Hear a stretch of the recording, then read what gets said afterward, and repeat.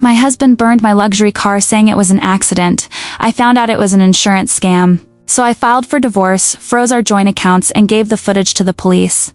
Now he's bankrupt, carless, and under investigation for fraud. My name is Rachel. I'm 32 years old, a certified public accountant living in the suburbs outside of Chicago. I work for a mid-sized firm downtown, handling audits and financial compliance for small businesses. Numbers don't lie. That's what I've always believed. People do. I never thought I'd have to apply that philosophy to my own marriage. It was a Tuesday morning in late September when everything fell apart. I was at the office reviewing quarterly reports for a manufacturing client when my phone buzzed. A text from my neighbor, Linda. *, Rachel, I just saw smoke coming from your driveway. Is everything okay? My stomach dropped. I called her immediately. Linda, what do you mean smoke? Her voice was shaky. Your car, honey, your BMW, it's on fire. The fire department just got here. I don't remember grabbing my purse or telling my boss I was leaving. I just remember the 20-minute drive home feeling like 20 hours. My hands were trembling on the steering wheel. My mind was racing. A fire? How does a car just catch fire in the driveway? When I pulled onto my street, the scene was chaos. 2 fire trucks, an ambulance, neighbors clustered on the sidewalk with their phones out. And there, in the center of it all, was my car, or what was left of it. The sleek silver BMW I'd saved 3 years to buy outright, no loan, no lease, just pure hard-earned money, was now a blackened, smoking shell. The paint was scorched off. The windows had shattered. The tires were melted into the concrete. I stood there, frozen, staring at the wreckage. And then I saw him. My husband, Derek, was sitting on the front steps of our house, his face buried in his hands. A paramedic was checking his arm. He looked up when he saw me, and his expression was pure devastation. Tears streaked his face. Rachel, he choked out, stumbling toward me. I am so sorry. I am so sorry. I couldn't process it. What happened? I was ... I was changing the oil, he said, his voice breaking. I thought I turned off the engine, but I didn't. I went inside for a rag, and when I came back out, there was smoke everywhere. I tried to stop it, I swear. I grabbed the extinguisher, but it was too late. I'm so sorry. He reached for me, but I stepped back. Not out of anger, out of shock. The firefighters confirmed there was no structural damage to the house. The car was a total loss, but no one was hurt. That was the important thing, they said. Cars can be replaced. I nodded numbly. I thanked them. I watched them pack up and leave. And then I stood in my driveway, staring at the charred remains of my car, trying to make sense of what I was feeling. Grief? Yes. Anger? Maybe. But there was something else too. Something I couldn't quite name. Suspicion. Derek and I had been married for 6 years. We met in college, got engaged right after graduation, and tied the knot in a small ceremony at a vineyard upstate. He worked in sales for a tech startup. I went into accounting. We were the picture of suburban stability. A nice house, 2 incomes, no kids yet, but maybe someday. Things weren't perfect, but whose marriage is? He could be careless, forgetful. He'd leave the stove on, forget to lock the front door, lose his wallet twice a month. I was the organized one. The planner, the one who kept everything running smoothly. But burning a car in the driveway? That was next-level carelessness. Still, I wanted to believe him. I wanted to believe it was an accident. A terrible, expensive mistake. So I filed the insurance claim. Our policy was comprehensive. Full coverage on both vehicles. I'd made sure of that when I bought the BMW. Derek had encouraged it, actually. Said it was smart. Said you never know what could happen. The adjuster came out 2 days later. A middle-aged man named Greg with a clipboard and a camera. He walked around the wreckage, took photos from every angle, asked Derek to walk him through what happened. Derek's story was consistent. He was changing the oil. Thought he'd turned the engine off, went inside, came back to smoke. Tried to extinguish it. Failed. Greg nodded, scribbled notes, and said someone would be in touch. A week later, we got a letter. The claim was approved. They'd cut us a check for the full value of the car, $73,000. I should have been relieved. Instead, I felt sick. It started with little things. Derek seemed ... off. Not devastated. Not guilty. Just ... off. He stopped apologizing. Stopped bringing it up. When I mentioned the car, he'd shrug and say, "At least we got the insurance money, right?" Right. Then there were the phone calls. He'd step outside to take them, muttering something about work. But his tone was always hushed, secretive. One night, I was folding laundry in the bedroom when I heard him in the garage, talking to someone. Yeah, it worked out, he said. They bought it, no questions. I froze. Bought it? I thought. Bought what? I crept closer to the door, my heart pounding. I know, Derek continued. I was nervous too, but it's done now. 73 grand, clean. We split it like we agreed, right? My blood went cold. We split it? I backed away from the door, my mind racing. Who was he talking to? What did he mean, split it? And then it hit me. The fire wasn't an accident. I didn't confront him, not yet. I'm an accountant. I deal in evidence, not emotions. So I started digging. First, I checked our bank accounts. The insurance money had been deposited into our joint checking account. $73,000. But 2 days later, $36,000 was transferred out to an account I didn't recognize. I logged into Derek's email. His password was our wedding date because of course it was, and started scrolling. It didn't take long to find what I was looking for. An email chain with someone named Kyle. No last name, just Kyle. The subject line, asterisk plan. I opened it. The first message was from 3 months ago. Asterisk, dude, I'm telling you it works. My cousin did it last year. Torch the car, say it was an accident, collect the insurance. Easy money. Asterisk, Derek's response.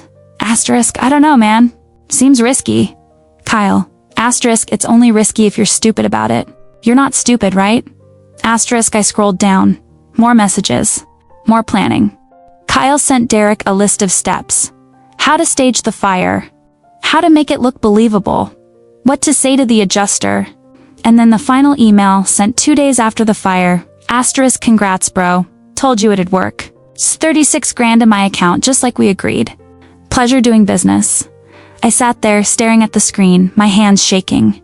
My husband had committed insurance fraud, and he'd done it with my car. The car I'd worked my tail off to buy. The car I'd loved. He'd involved some random guy named Kyle, splitting the money like it was a business deal. I closed the laptop and I started planning. The first thing I did was call a lawyer. Not just any lawyer, a friend from college who specialized in family law. Her name was Stephanie, and she didn't mess around. Rachel, she said when I explained the situation, you need to move fast. If he's already moved money out of your joint account, he could do it again. We need to freeze everything. Can we do that? Absolutely. I'll file an emergency motion. But you need to be prepared. This is going to get ugly. I didn't care. Ugly was fine. Ugly was better than being a victim. Within 48 hours, Stephanie had filed for divorce on my behalf and secured a court order freezing all our joint accounts. Derek couldn't touch a dime without my approval. I didn't tell him. I just let the papers get served.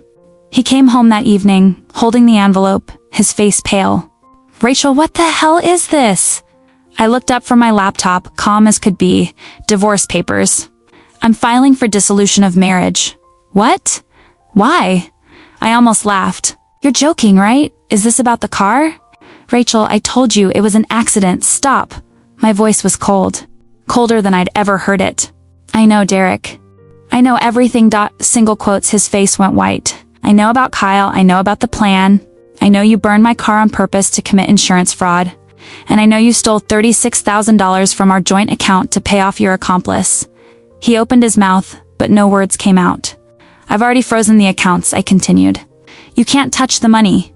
And I've made copies of every email, every text, every piece of evidence. So here's what's going to happen. You're going to sign the divorce papers. You're going to agree to my terms. And if you don't, I'm going to the police. Rachel, please, I'm not done. I stood up, walked over to him, and looked him dead in the eye. You used me. You destroyed something I loved. You lied to my face. And you thought you'd get away with it. I smiled. It wasn't a kind smile. You picked the wrong woman to scam Derek. The look on Derek's face when I laid it all out was something I'll never forget. Pure panic. His mouth opened and closed like a fish gasping for air. He tried to speak, stumbled over his words, then just stood there holding those divorce papers like they were on fire. Rachel, you don't understand. I understand perfectly. I cut him off. You committed insurance fraud. You involved a criminal accomplice. You stole from our joint account. And you did it all with my property. My car. The one I saved for. The one I bought with my own money before we were even married. That last part was important. Legally important. I'd purchased the BMW 2 months before our wedding with money from my own savings account. In Illinois, that made it separate property, not marital property. Derek had no legal claim to it, which meant he'd destroyed someone else's property for financial gain. That wasn't just insurance fraud. That was theft, destruction of property, possibly even arson. His knees actually buckled. He sat down hard on the couch. I can explain. I don't want your explanation. I want you out of this house by the end of the week. Stephanie is drawing up a separation agreement. You'll receive your copy tomorrow. Sign it and maybe I won't go to the police. You can't do this. I already did. I walked out of the room. My hands were shaking, but I didn't let him see that. I went upstairs, locked myself in the guest bedroom, and finally let myself feel it. The betrayal, the anger, the humiliation. I'd built a life with this man, shared a home, a bed, 6 years of memories, and he'd thrown it all away for $36,000. No, not even that, for $18,000. Half of 36. He'd burned our marriage to the ground for $18,000. Derek moved out 3 days later. Not because he wanted to, but because Stephanie made it very clear that if he didn't comply voluntarily, she'd get a restraining order and have him removed by the sheriff. He took his clothes, his laptop, and his PlayStation. Left everything else. I changed the locks that same afternoon. The house felt different without him. Quieter, cleaner, somehow. Like I'd opened all the windows and let fresh air in after years of staleness. I should have felt sad or lonely, but mostly I just felt relieved. And then I felt angry all over again, because Derek leaving didn't solve the real problem. He'd still committed fraud. He'd still destroyed my car. And somewhere out there, his buddy Kyle had $18,000 of insurance money that didn't belong to him. I wanted justice, real justice, so I started building my case. I'm good at my job, really good. I've spent years analyzing financial records, tracking money trails, identifying inconsistencies and red flags. I've helped clients avoid audits, prepared documentation for the IRS, testified in court as an expert witness. Tracking down Derek's fraud was almost insultingly easy. I started with the emails, printed every single one, highlighted the relevant passages, created a timeline of events. Then I pulled our bank statements going back 6 months. That's when I found the first red flag. 2 weeks before the fire, Derek had withdrawn $800 in cash from our joint account. The memo line said car maintenance, but we just had both vehicles serviced the month before. There was no reason for an $800 cash withdrawal, unless he was paying Kyle up front. I kept digging, found another withdrawal a week later. $500. Memo, supplies. What supplies? I went into the garage. Derek's toolbox was still there, untouched. I opened it. Everything looked normal. Standard tools, nothing unusual. Then I checked the trash cans. The big green one we kept by the side of the house for yard waste. Buried under some lawn clippings, I found it. An empty gas can. The cheap plastic kind you buy at a hardware store. The label was still partially visible. Eagle 2-gallon gas can. I photographed it, documented its location, put on gloves and carefully pulled it out, sealing it in a garbage bag. Then I went back inside and checked our credit card statements. Sure enough, 2 weeks before the fire, there was a charge at the local Ace Hardware. $37.42. I called the store. Explained I was trying to track down a purchase my husband had made. The manager was helpful. Pulled up the receipt. 1 gas can, 1 bottle of lighter fluid, 1 box of matches. Supplies. I thanked him, hung up, and added the receipt to my evidence file. The next piece was trickier. I needed to prove the fire was intentional, not accidental. Derek's story had been that he was changing the oil, left the engine running, and it somehow ignited. But here's the thing about cars. They don't just burst into flames from an oil change. Modern vehicles have multiple safety features. Automatic shutoffs, sensors. Even if you did leave the engine running, the worst that would happen is maybe some smoke from spilled oil hitting the exhaust manifold. Not a full-blown inferno. I needed an expert opinion. I contacted a fire investigator I'd worked with on a previous audit case, a guy named Marcus, who did consulting work for insurance companies. I explained the situation without mentioning it was my car or my husband. Could a car fire start that way? I asked. From an oil change gone wrong? Marcus laughed. In theory?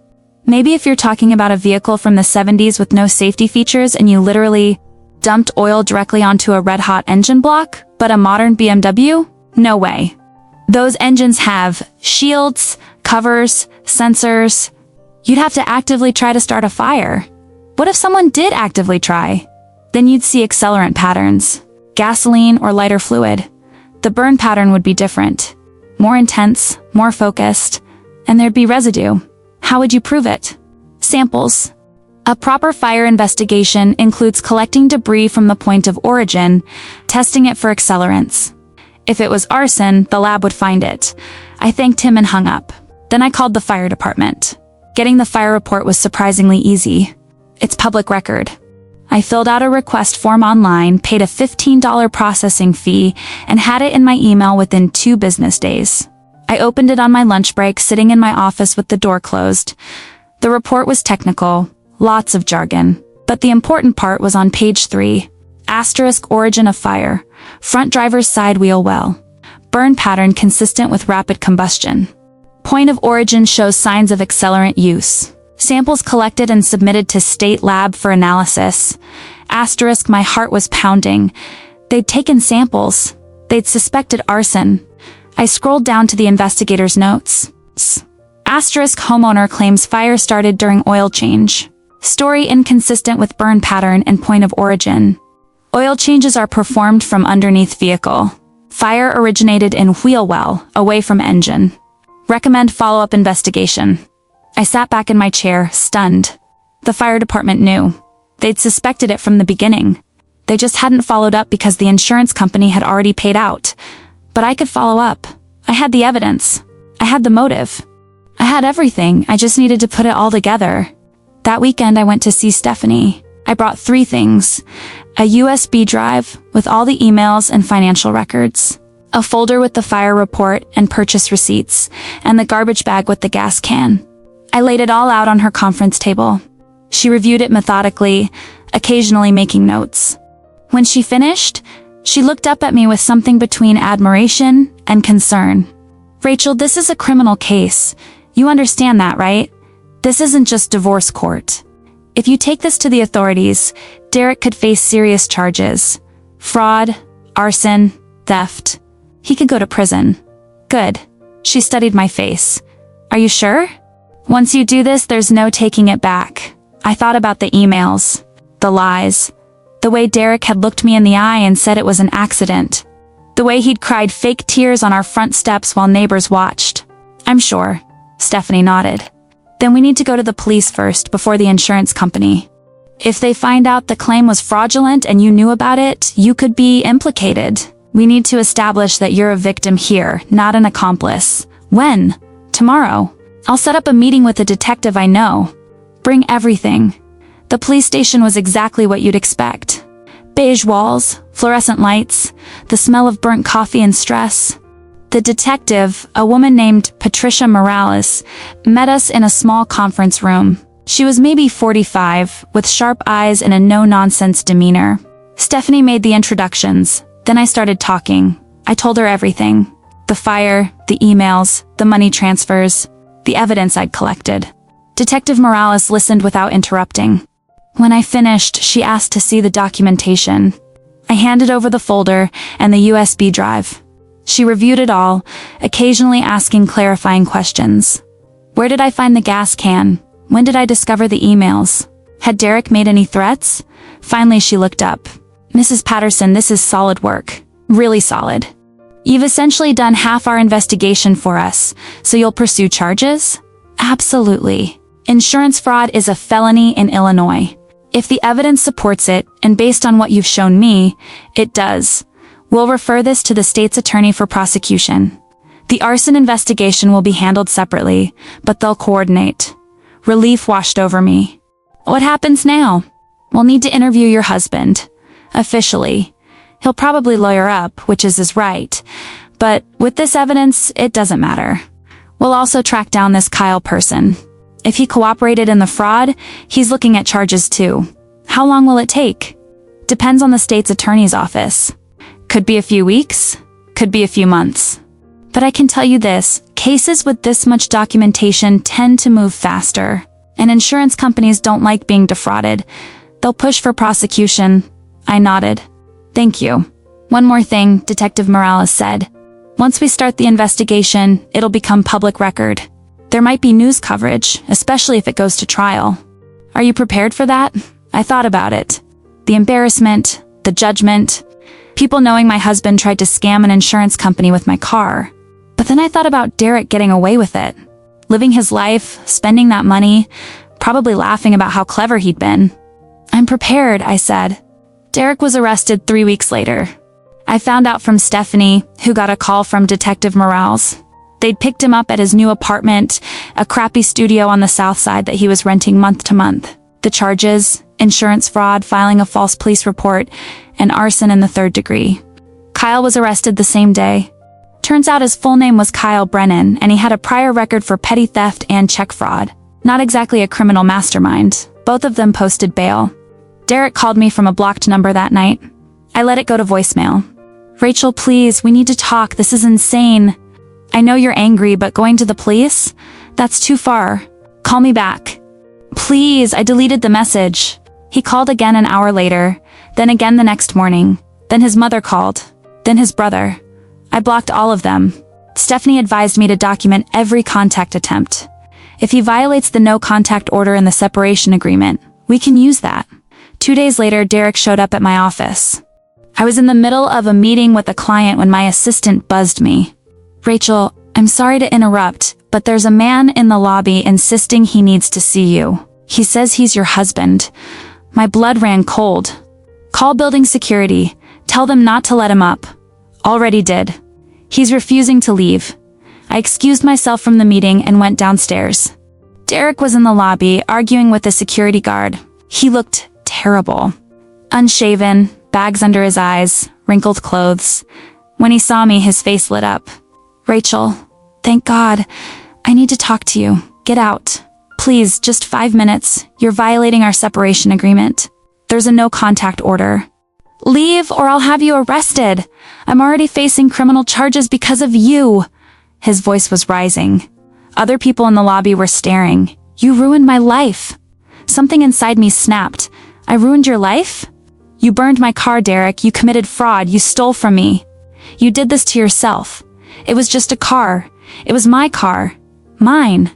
And you destroyed it for pocket change. You're not a victim here. You're a criminal. Now get out before I call the police. Security was already moving toward him. Derek saw them coming and backed toward the door. This isn't over, Rachel. Yes, I said calmly. It is. They escorted him out. I watched through the glass doors as he got in his beat-up Honda, the car he'd bought with whatever money he had left, and drove away. My hands were shaking, but I felt stronger than I had in months. The divorce moved forward. Derek contested it at first, tried to argue for spousal support, claimed I'd frozen the accounts unfairly. Stephanie destroyed him in court. She presented the evidence of fraud, showed how he'd stolen marital funds, demonstrated that he was facing felony charges directly related to his deception. The judge wasn't sympathetic. Derek got nothing. No support, no share of the house, no claim to my retirement accounts. The joint account was divided, minus the $36,000 he'd stolen, which the court ordered him to repay in full. He didn't have it, of course. He'd spent his half, and Kyle had spent the other half. The insurance company was pursuing a civil suit to recover the entire $73,000 plus damages. Derek was drowning in debt, facing criminal prosecution, and now legally obligated to repay money he didn't have. Meanwhile, I was free. The divorce was finalized 2 months after it began. Quick and clean, I kept the house. Kept my retirement, kept my dignity. And I wasn't done. Asterisk asterisk update 1, asterisk asterisk, the criminal trial was scheduled for early spring. 6 months away. Derek's public defender tried to negotiate a plea deal, reduce charges in exchange for guilty plea and restitution. The state's attorney rejected it. They wanted to make an example out of this case. Insurance fraud costs companies billions every year, and they were tired of people getting away with it. Derek's family reached out to me through his lawyer. His mother wrote a letter begging me to drop the charges, saying I was destroying her son's life over a mistake. A mistake. I didn't respond. Then Kyle flipped. His liar cut a deal. Full cooperation and testimony against Derek in exchange for reduced charges. Kyle gave a sworn statement detailing the entire plan. How Derek had approached him. How they'd planned it. How they'd executed it. Derek's defense fell apart. His liar tried one last Hail Mary, arguing that I'd entrapped him by going through his emails without permission. The judge shut that down immediately. Spouses have legal access to joint accounts and shared devices. There was no illegal search. Derek was out of options. 2 weeks before trial, he accepted a plea deal. Guilty to all charges. Sentencing to follow. The day of sentencing, I sat in the courtroom. Derek's family was there, his mother, his brother, a few cousins. They glared at me like I was the criminal. I didn't care. The judge reviewed the case. Talked about the seriousness of insurance fraud, the breach of trust, the calculated nature of the crime. Then he handed down the sentence. 3 years in prison, 5 years probation. Restitution of $73,000 to the insurance company. Permanent criminal record. Derek's mother sobbed. His brother shouted something about me being vindictive. I walked out of that courtroom with my head held high. Outside, Stephanie squeezed my shoulder. How do you feel? I thought about it. Really thought about it. I feel free, I said, and I did. Freedom, I discovered, has a very specific taste. It tastes like morning coffee in a quiet house where no one lies to you. It tastes like opening bank statements and knowing exactly where every dollar came from. It tastes like sleeping through the night without wondering what your husband is hiding. The first few weeks after the sentencing were strange. I kept expecting something else to happen. Another phone call, another crisis, another betrayal to uncover. But there was nothing. Just silence.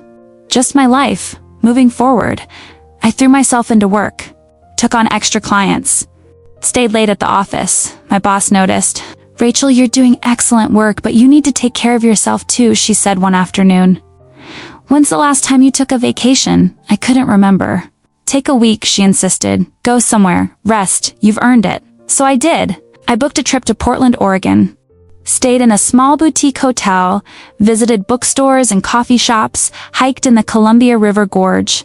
I ate at restaurants alone without feeling self-conscious. I read 3 novels in 5 days. And I didn't think about Derek once. Well, almost not once. When I got back, there was a letter waiting in my mailbox. Not from Derek, he was prohibited from contacting me, but from the insurance company. They were thanking me. Apparently my cooperation with the investigation had helped them uncover a larger pattern of fraud. Kyle Brennan, it turned out, wasn't just a small-time criminal. He was part of a network. He'd helped orchestrate at least 6 other insurance scams over the past 3 years, involving different people in different states. My case had been the one that finally brought him down. The letter included a check. A reward for providing information leading to the recovery of fraudulent claims. $5,000. I stared at it for a long time. Then I deposited it and donated half to a local women's shelter. The other half I put toward a down payment on a new car. Not a luxury vehicle this time. Something practical. A Honda CR-V. Reliable, efficient, completely mine. Driving it off the lot felt like a small victory. But Derek's family wasn't done with me. His mother, Susan, started showing up places. The grocery store, the coffee shop near my office. Always just happening to be there, always with the same wounded expression. The first time, I ignored her. The second time, I acknowledged her with a polite nod and kept walking. The third time, she approached me directly. Rachel, please, can we talk? I was in the produce section holding a bag of apples. We have nothing to talk about, Susan. He's my son, my boy. Do you have any idea what prison is doing to him? I set the apples in my cart. He should have thought about that before committing fraud. It was a mistake. People make mistakes. That word again. Mistake. Susan, with all due respect, a mistake is forgetting to turn off the stove. What Derek did was calculated, planned, and executed over the course of weeks. That's not a mistake. That's a choice. Her eyes filled with tears. You could have forgiven him. You could have worked it out. But you had to destroy him. You took everything from him. Something hot flared in my chest. I turned to face her fully. I didn't take anything from Derek. He destroyed his own life. He burned my car. He stole my money. He lied to my face. And when I discovered the truth, he still didn't come clean. He still didn't apologize. He showed up at my workplace and tried to intimidate me. So no, Susan, I'm not the villain in this story. Your son is. He loved you. He loved my money. He loved my stability. He loved having someone to clean up his messes. But he didn't love me enough to be honest. He didn't love me enough to treat me with basic respect. I grabbed my cart and started walking away. "You're heartless," she called after me. I stopped, turned back. "No," I said quietly. "I'm just done being everyone's doormat." That confrontation stayed with me longer than I wanted to admit. That night, I poured myself a glass of wine and sat on my back porch watching the sun set. Was I heartless? I didn't feel heartless. I felt protective of myself, of my peace, of the life I was rebuilding. Derek had made his choices. I'd simply refused to go down with him. There was nothing heartless about that. My phone buzzed, a text from Stephanie. Asterisk, heard Susan cornered you at the grocery store. You okay? Asterisk, I'm fine. How did you hear about that? Asterisk, Derek's lawyer mentioned it. Apparently she's been telling people you're harassing her. I almost laughed. Almost.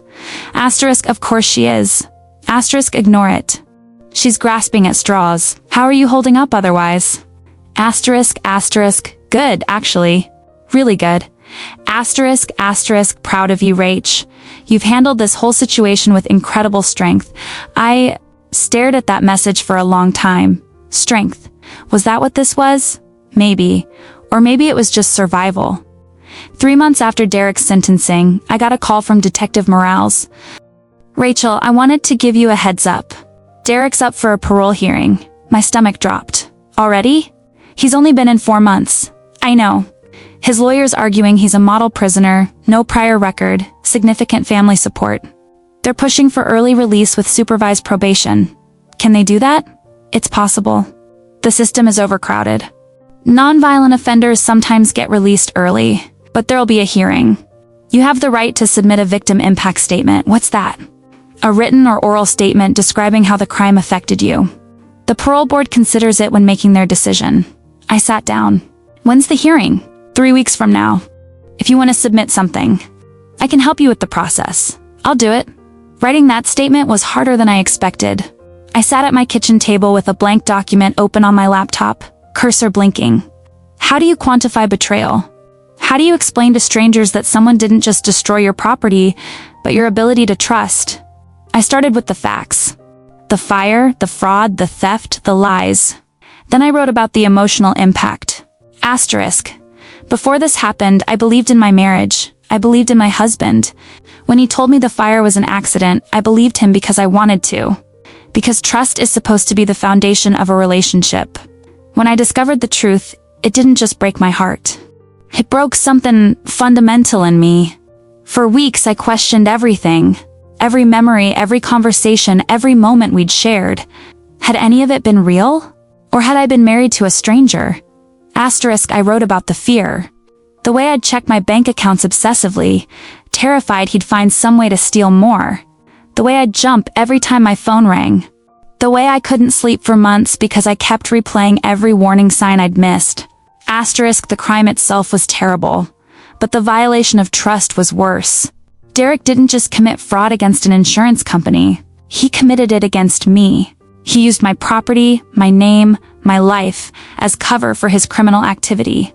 And when he got caught, he blamed me for the consequences. I wrote about the aftermath. His mother's harassment, his family's accusations, the way they'd painted me as the villain for refusing to be complicit in his crime. Asterisk, I did not ask for this. I did not cause this. I simply refused to be a victim twice, once to his crime, and again to his manipulation. Derek made choices that hurt me, destroyed my property, and broke the law. Releasing him early would send a message that these actions don't have real consequences. That fraud is forgivable if you say you're sorry. That victims should prioritize the comfort of criminals over their own safety and justice. Asterisk, I ended with a request. Asterisk, Derek Patterson has served 4 months of a 3-year sentence. That's 1/9 of his punishment. It's not enough time to reflect on the severity of his actions. It's not enough time for me to feel safe. I asked the parole board to deny his request for early release and require him to serve his full sentence. Not out of vengeance, but out of justice. He earned this sentence through his choices. He should serve it. I read it over 3 times, made minor edits, sent it to Detective Morales. She called me the next day. Rachel, this is powerful. Really powerful. I think it'll make an impact. Will they listen? I can't promise anything. But I've seen the parole board take victim statements seriously, especially in fraud cases where there's a clear, identifiable victim. Good. One more thing. You have the option to read this statement in person at the hearing. You don't have to. The written version will be submitted either way, but some victims find it helpful. The thought of seeing Derek again made my skin crawl. But the thought of him being released early, walking free while I was still dealing with the consequences of his actions. I'll be there, I said. The parole hearing was held in a small room at the correctional facility.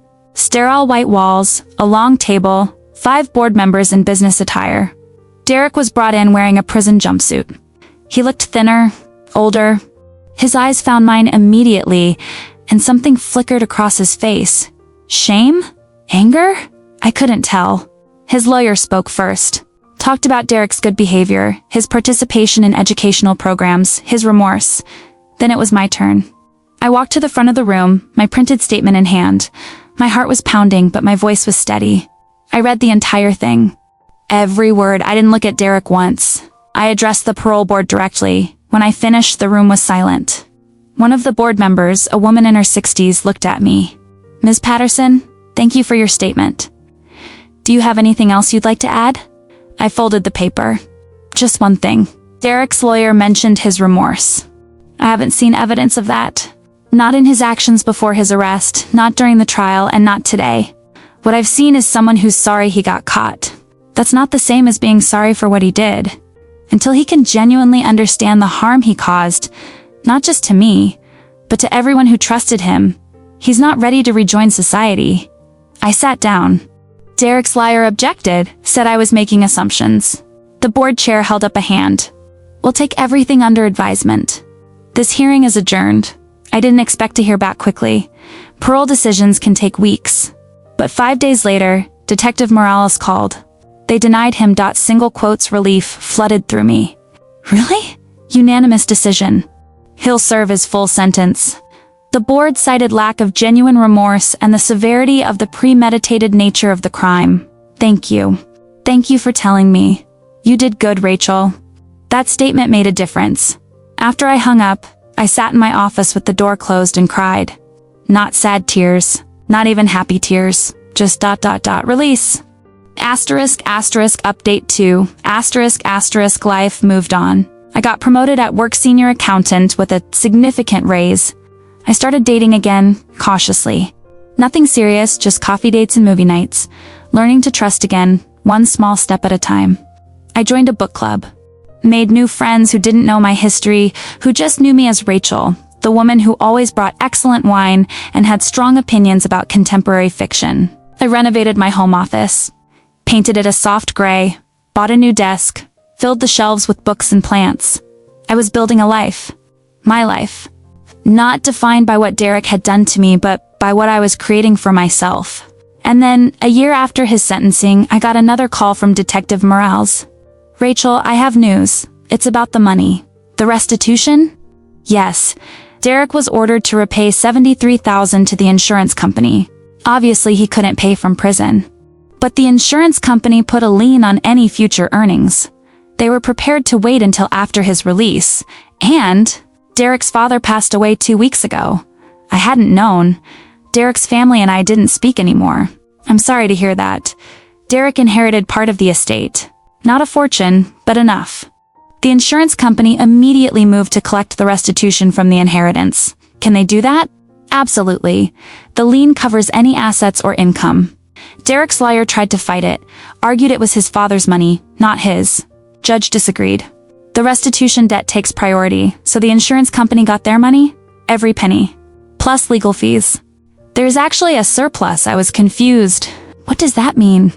The court ordered full restitution for the fraudulent claim, but there were also administrative costs, investigation fees, and legal expenses. The total came to about $89,000.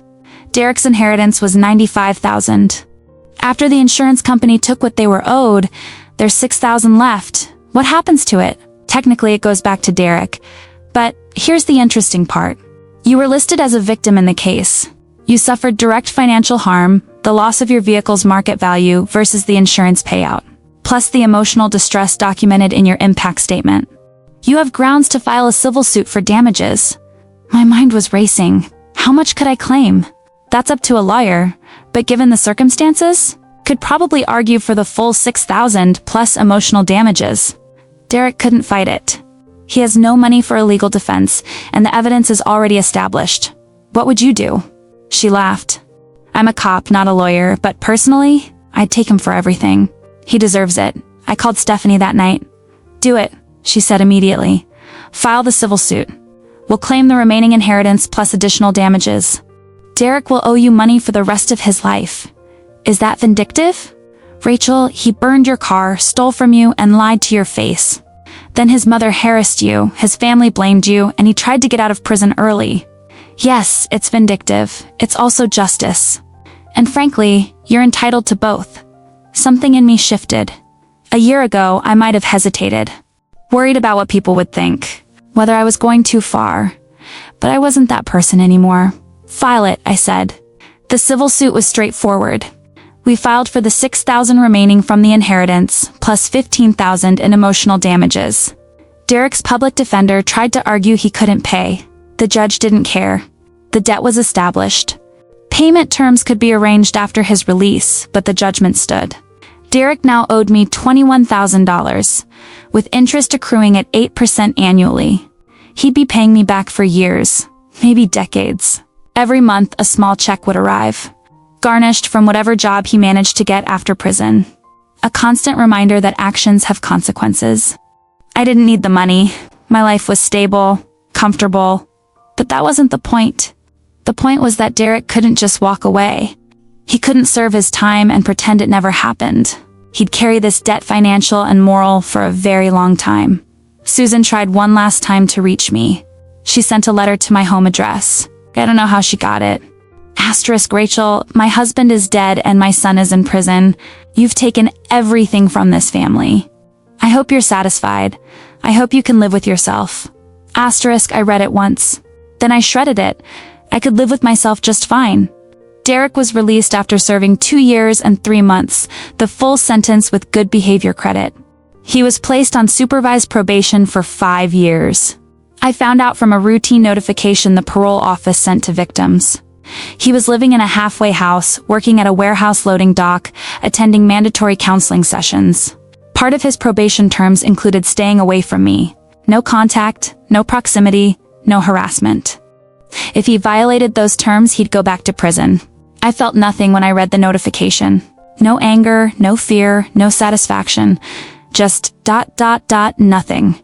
He was a stranger now. Someone I used to know. Someone who'd hurt me. Someone who no longer had any power over my life.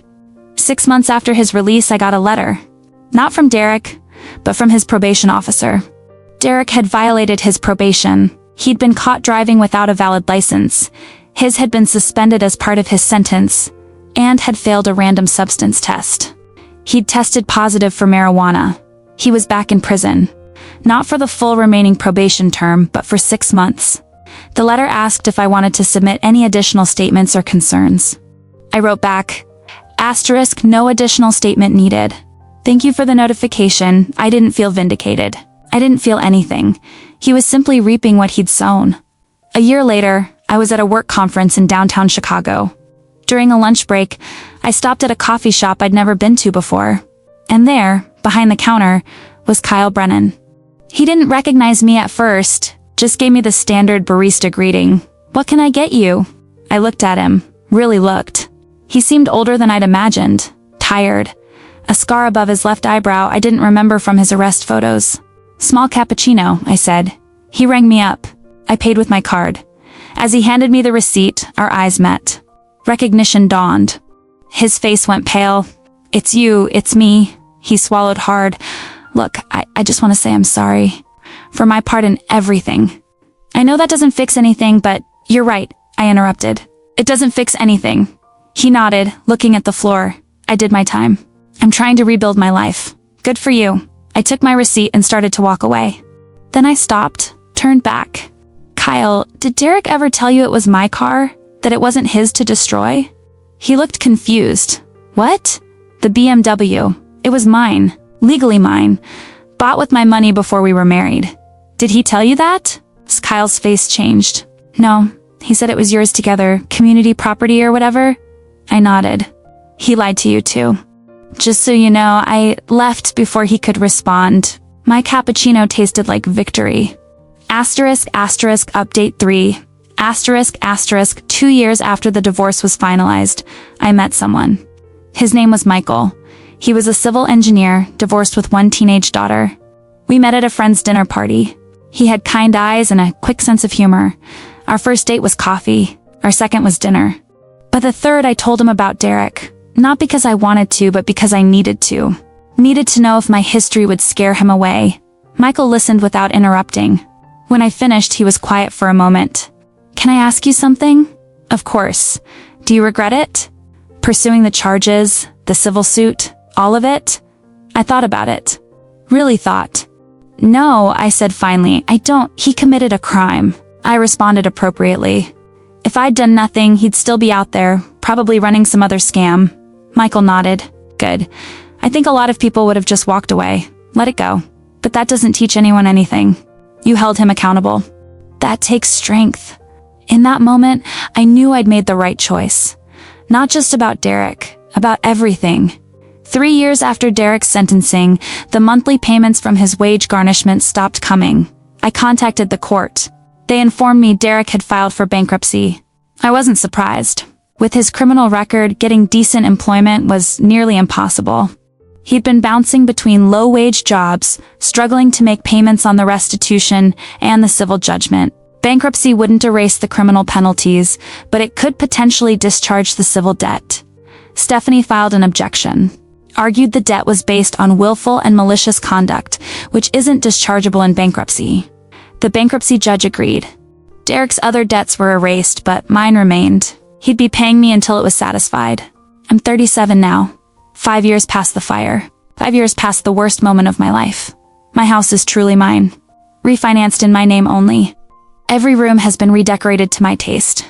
The garage, where Derek used to keep his tools and work on projects he never finished, is now a home gym. I'm in a serious relationship with Michael. We've talked about moving in together, maybe getting married someday, but there's no rush.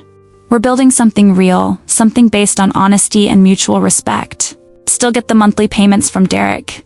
They're small now, $50, sometimes $75, depending on what job he has. It'll take him decades to pay off the full amount with interest. I don't spend that money. I put it in a separate account, saving it for something meaningful. Maybe a scholarship fund. Maybe a donation to an organization that helps fraud victims. Derek's mother sent me one final letter last year. Not angry this time, just sad. Asterisk, you won, Rachel.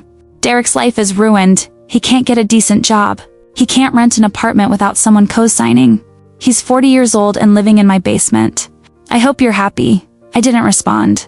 But if I had, I would have said this. I didn't win. There are no winners in this story. Derek destroyed both of our lives when he lit that match. The difference is, I chose to rebuild mine. He's still living in the ashes of his own choices. That's not my fault. That's his. Last month I did something I never thought I'd do. I went to visit Derek. Not at his mother's house. Not in prison. At a coffee shop he'd suggested through his probation office, neutral ground, public place, supervised indirectly by the terms of his probation that required him to notify authorities of any contact with me.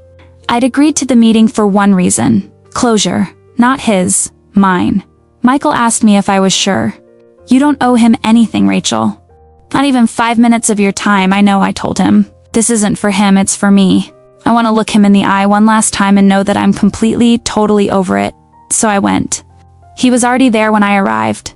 Sitting at a corner table, hunched over a cup of black coffee. He looked... diminished. That's the only word for it.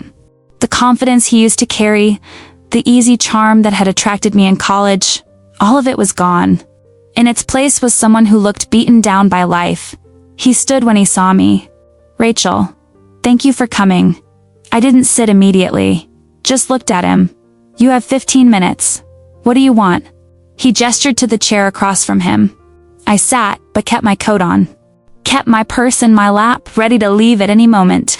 I wanted to apologize, he started. Really apologize. Not the garbage I tried to sell you back then. A real apology. I waited. I was an idiot. A selfish, desperate idiot. I got in over my head with some debts. Gambling debts, if you want the truth. And Kyle convinced me this was an easy way out. I told myself it wasn't really hurting anyone. The insurance company had money. They'd just pay out and move on. Except it was my car, I said flatly. My property. I know. I justified it by thinking we were married. What's yours is mine, all that. But I knew deep down that it was wrong. I knew, and I did it anyway. He looked down at his coffee. When you found out, I panicked. Instead of coming clean, I tried to manipulate you. Tried to make you feel guilty for pursuing it. That was the worst part. Not the crime itself, but how I treated you after. I studied his face. He seemed sincere, but I'd thought he was sincere before. Why now? I asked. It's been 5 years. Why this apology now? Because I finally get it. What I did to you. What I took from you. It wasn't just a car or money. It was your ability to trust. Your sense of security. I destroyed something fundamental, and I did it for $18,000. That's unforgivable. Yes, I agreed. It is. He nodded, accepting that. I'm not asking for forgiveness. I don't deserve it. I'm not asking you to drop the debt or stop the garnishment. I know I owe you that money, and I'll pay it until I'm dead if that's what it takes. Then what are you asking for? Nothing. I just wanted you to know that I understand now, that I'm genuinely sorry. I don't blame you for any of it. You did what you had to do, and you were right to do it. We sat in silence for a moment. How's your life? I asked, surprising myself with the question. He laughed bitterly. Honestly, it's terrible. I work at a packaging plant. 40 hours a week, minimum wage. I live with my mom because no landlord will rent to me with my record. I can't get a car loan, can't get a credit card, can't build any kind of future. Every month, money gets taken out of my paycheck automatically.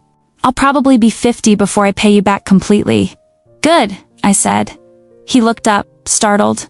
Good, I repeated. Not because I enjoy your suffering, Derek, but because you earned these consequences. You planned a crime, executed it, and got caught. This is what accountability looks like. It's supposed to be uncomfortable. I know. Do you? Because your mother seems to think I'm the villain here. Your family acted like I was destroying your life out of spite.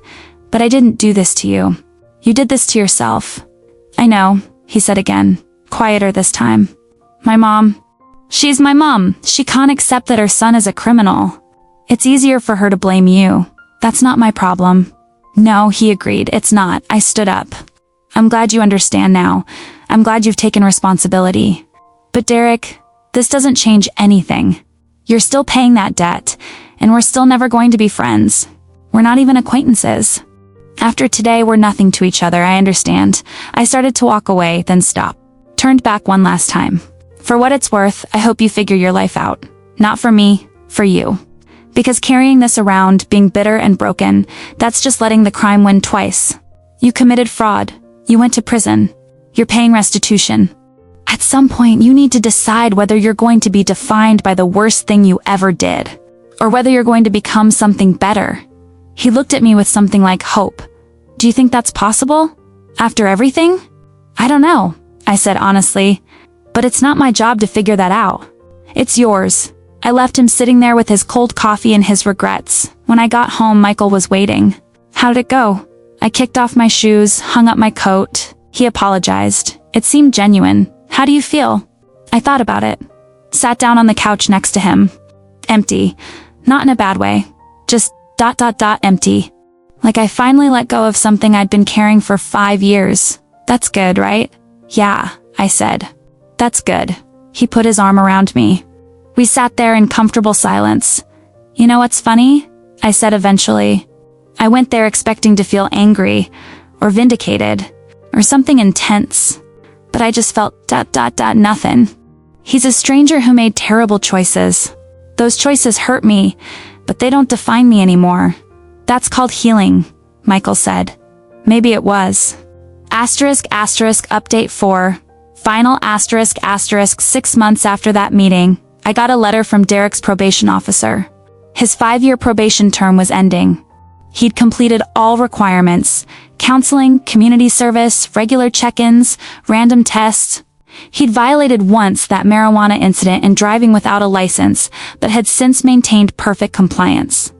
The letter asked if I had any concerns about his probation ending. I wrote back, no concerns. Thank you for keeping me informed throughout this process. His probation ended.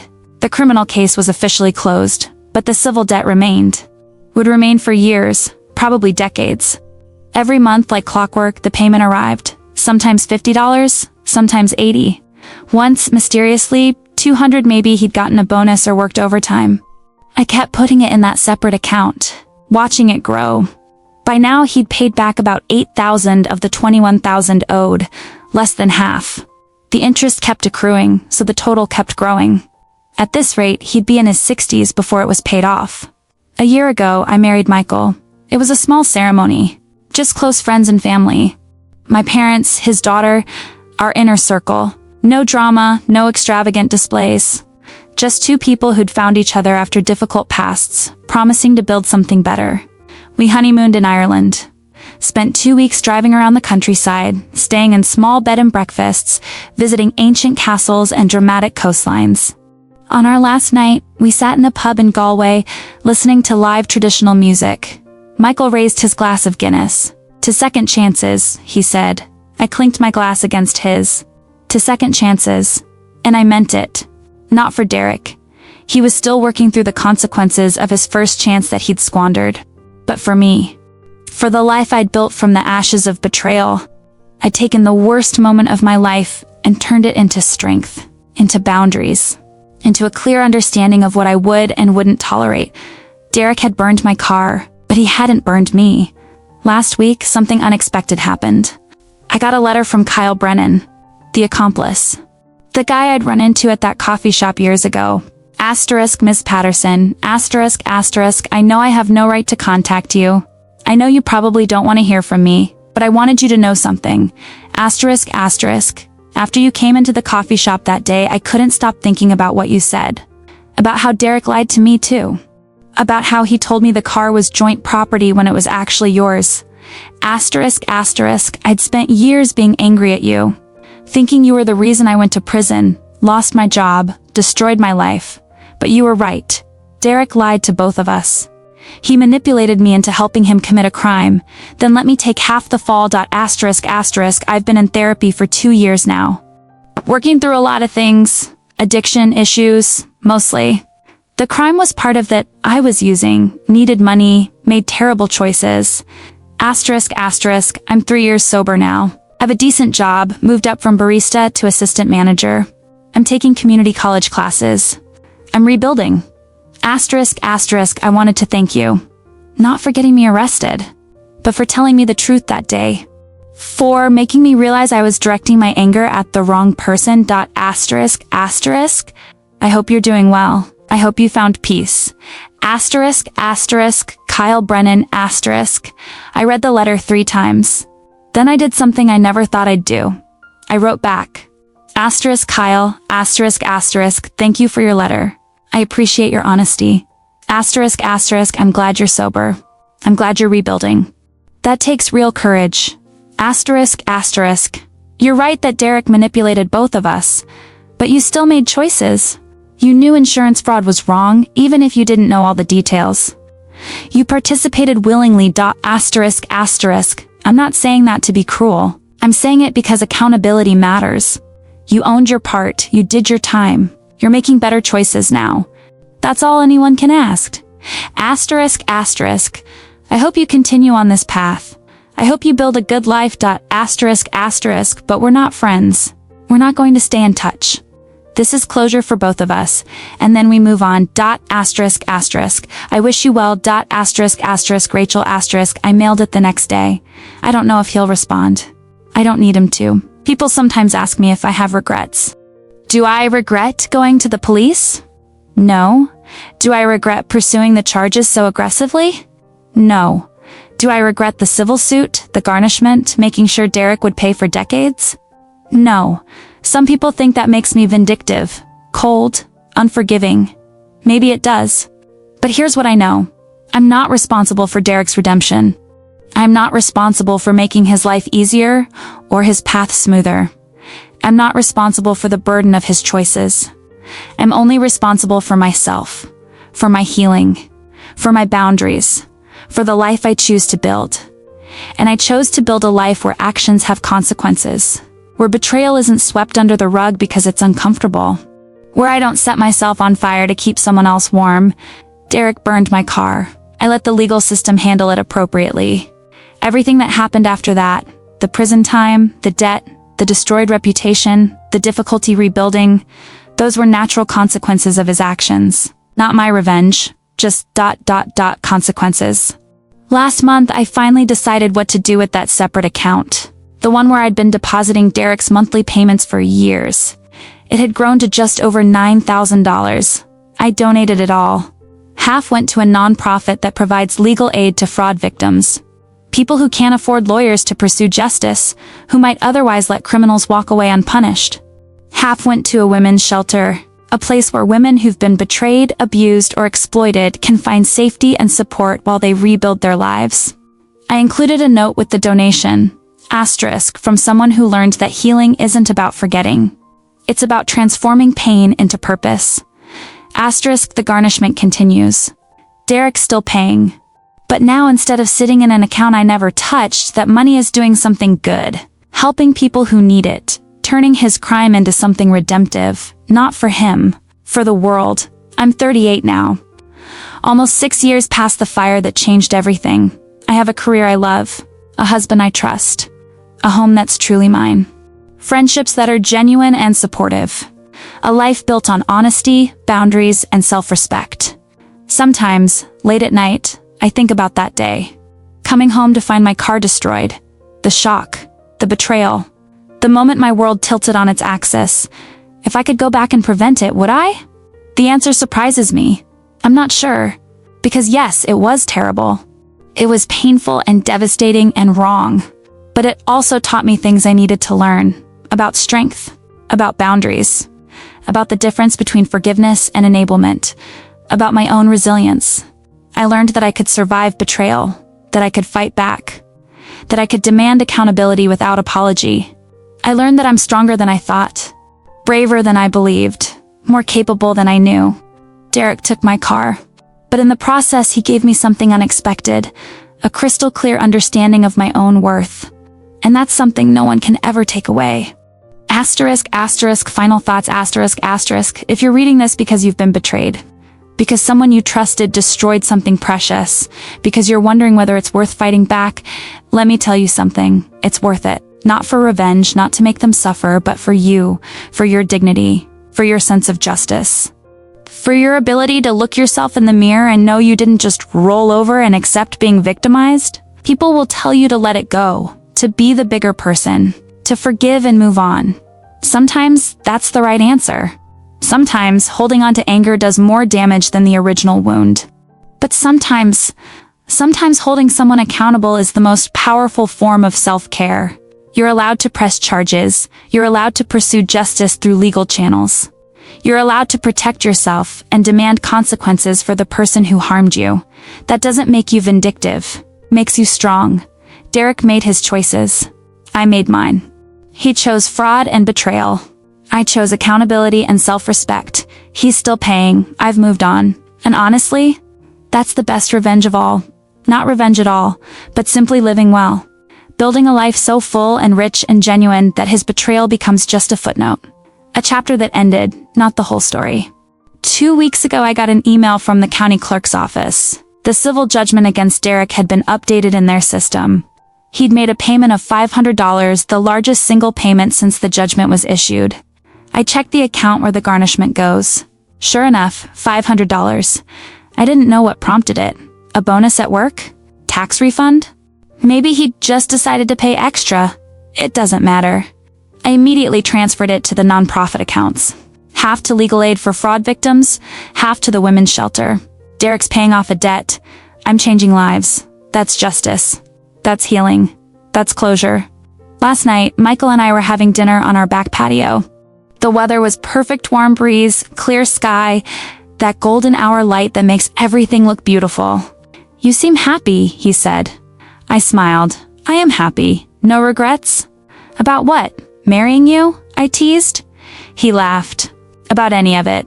The whole Derek situation. The legal battle. All of it. I thought about it. Really thought. No, I said finally. No regrets. I did what I had to do. I protected myself. I demanded accountability. And I came out the other side stronger. You're pretty amazing, you know that? I reached across the table and took his hand. I'm just someone who refused to be a victim twice. That's not amazing. That's just ... necessary. They say living well is the best revenge. I disagree. Living well isn't revenge at all. It's simply living. It's refusing to let someone else's betrayal define your future. It's building something beautiful from broken pieces. Derek burned my luxury car. He committed fraud. He went to prison. He lost everything. And I'm sitting on my back patio with my husband, planning our next vacation, grateful for the life I've built. Not in spite of what Derek did, not because of what Derek did, just ... my life, completely independent of his actions, separate from his consequences. He's a stranger now, a cautionary tale, a name I barely remember some days. And me? I'm free. Asterisk, asterisk. The end, asterisk, asterisk. Asterisk, asterisk, final update. 1 year later, asterisk, asterisk. I almost didn't write this final update. The story felt finished. But something happened last week that felt like the universe providing one last bit of closure. I was at a professional conference downtown. During a break, I stepped outside for fresh air. And there, walking down the sidewalk, was Derek. He didn't see me at first. He was with someone, a woman about his age, laughing at something he'd said. They looked ... normal. Like two people on a lunch break, enjoying the day. He looked different, healthier, less beaten down. Like maybe he'd finally figured some things out. For a split second, I considered walking the other way, avoiding the encounter entirely. But then I realized I didn't need to. I wasn't afraid of him, wasn't angry at him, wasn't anything at him. He was just a person. A stranger who used to be my husband, so I walked past. Our eyes met for a brief second. He nodded slightly. I nodded back. No words, no drama. Just two people who used to know each other, acknowledging each other's existence and moving on. And that felt exactly right. That felt like the ending I needed.